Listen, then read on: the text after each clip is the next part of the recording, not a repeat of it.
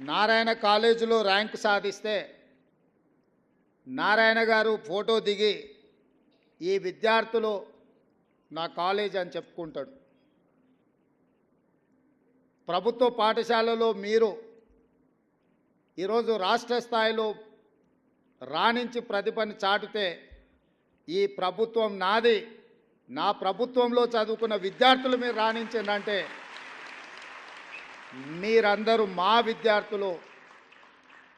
నారాయణ చైతన్య లాంటి private corporate పాఠశాలలతో కాలేజీలతో మా విద్యార్థులు కూడా పోటీ పడగలుగుతున్నారు అని అంటే అది మా గౌరవానికి గుర్తింపు.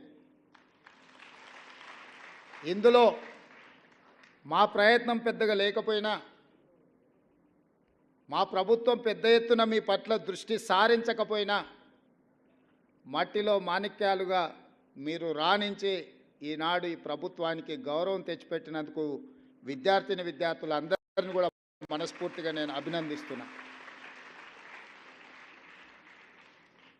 ఈరోజు ఈ దేశంలో ఐఏఎస్లైనా ఐపీఎస్లైనా ఐఎఫ్ఎస్లైనా వివిధ ఉన్నతాధికారులు మా ప్రభుత్వంలో పనిచేస్తున్న వాళ్ళు నన్ను కలవడానికి వచ్చినప్పుడు వాళ్ళతో మాట్లాడుతున్న సందర్భంలో నేను వాళ్ళని అడుగుతుంటాను, మీ స్కూల్ ఎడ్యుకేషన్ ఎక్కడా, మీ కాలేజ్ ఎడ్యుకేషన్ ఎక్కడా.